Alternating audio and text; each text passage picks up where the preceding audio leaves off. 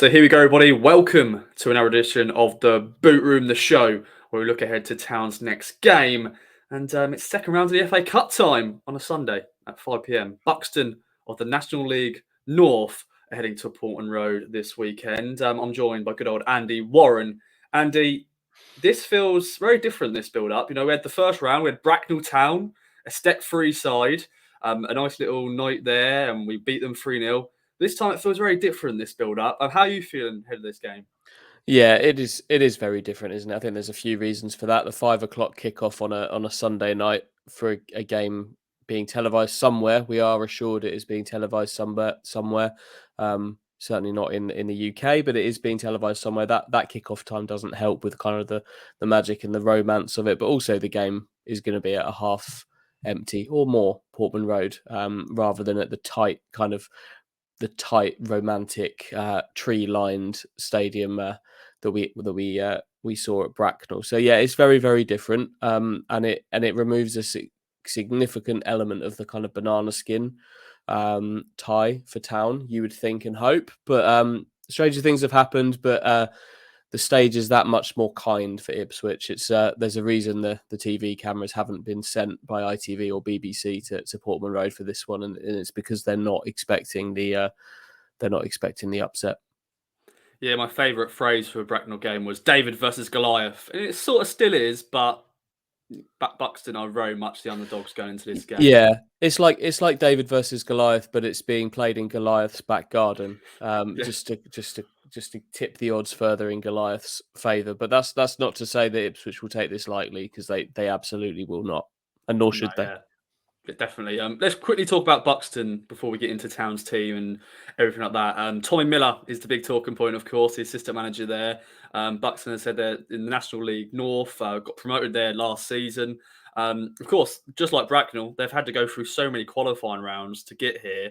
I'm sure it's going to be a great away day for those fans. I know it's annoying, it's Sunday at 5 p.m., but I'm sure they're going to enjoy their trip. But as a whole, Andy, what you've looked into at Buxton, what do you reckon we'll see from them? We're looking forward to seeing Tommy Miller again. He was one of my favourite Ipswich players in particularly his first spell. I've got really good memories of him.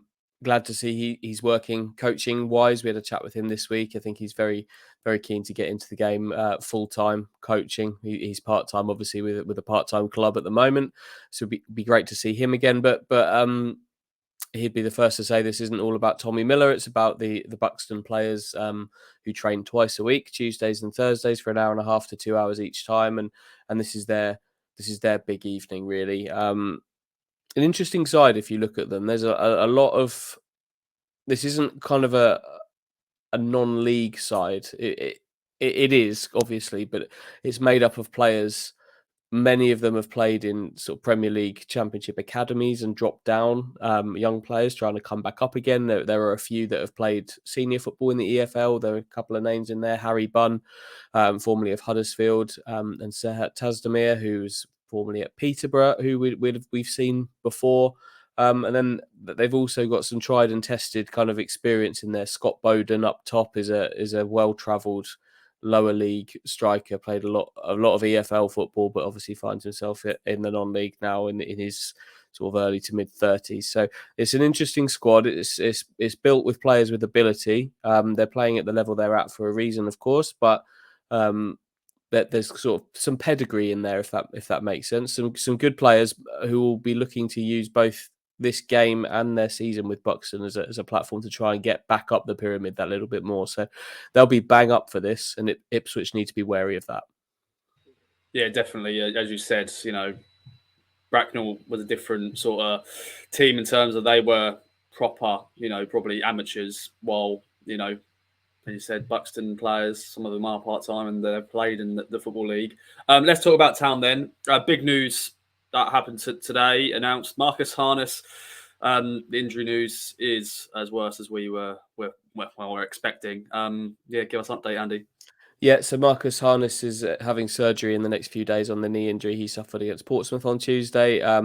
Clearly, he was never going to be involved in this game with Buxton, but it's kind of mid-level news. I would say it's not like Dominic Ball. He's not out for the season, but it's not kind of the month to 6 weeks that they might have hoped for either. It's a 10-week injury on a meniscus problem in his knee, which needs surgery, obviously, and it's going to keep him out until February. So it's a significant one, not quite as bad as it maybe could have been, but probably worse than sort of the best case scenario as well. So robs Kieran McKenna of another option for a significant period of time. I don't think it will have had any impact on what he does for this game against Buxton, but as we know, Town season is about a lot more than the FA Cup. So how this one is addressed, whether January plans change as a result, we'll wait and see.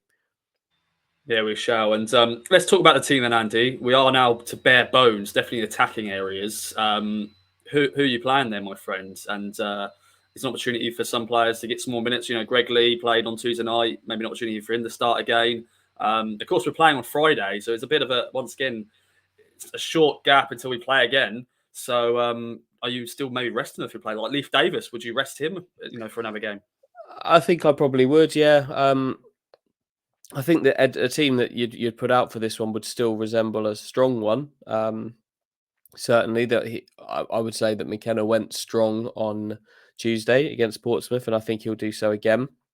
But I think he'll maybe mix it up a little bit. There's some players that you could probably put straight in as certainties. I imagine Hladky will carry on in goal. I imagine Keogh will play again. Vincent Young. Panucci Kamara quite possibly will play again. We'll see Ghassan Habme as well, who was cup tied on Tuesday, so couldn't play. And we'll see Kyle Edwards, I'm certain of that, who was suspended on Tuesday and couldn't play. Edwards is going to have to step up now with Harness out. This is going to be a big month for him, for Kyle Edwards, a really big opportunity. You think he will have a lot of football. I'm just not sure who he'll be partnered by. They're the senior options. I guess the front line kind of attacking three behind the striker now is Burns, Chaplin and Edwards. That's it almost. So you could go with that. There's also Caden Jackson who's operated as a wide right player. So I'd be interested. I'd imagine McKenna might be inclined to give him a go in this one. And even Xander Saziba, who came on for Harness in midweek, played really well.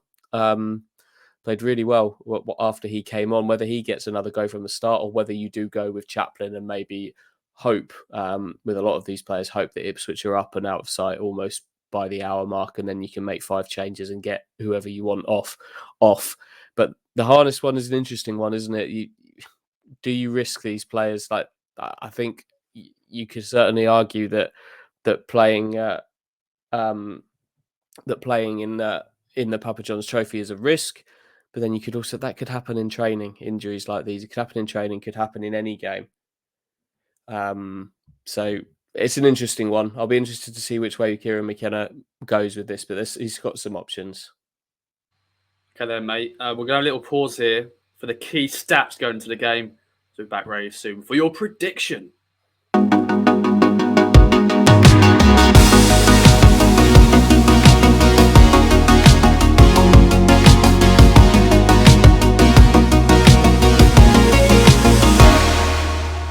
Okay then, some nice little key stats there for you, Andy, and the viewers out there. Let's talk then about your prediction. It's always going to be hard to predict this. It's a lose-lose really for Town, isn't it, really? They need to win. And a nice little third round tie finally for Town since they've been in League One. What are you saying? Yeah, I hope it isn't a lose in any way for Town ultimately when the result comes out. You can't really look at this and see anything other than an Ipswich win. They won't be taking it lightly. But anything other than a win with a convincing element to it would be a disappointment. So I would say I'm going to go for Ipswich Town 4, Buxton 0. Very nice. I think I'm doing the same. I'm not going to go for like a high scoring game. I think 4-0 is sort of sensible. And I think Tommy Miller and co, they'll probably be happy with that, I think. And I just hope they have just a good day. Their fans who are travelling and everything like that, I hope they have a good day. At Portman Road. Thanks again, Andy, for joining me. Thanks everyone for watching. If you are going to the game, enjoy. If you're not, follow the game with us on all the stuff we bring you. And bye for now.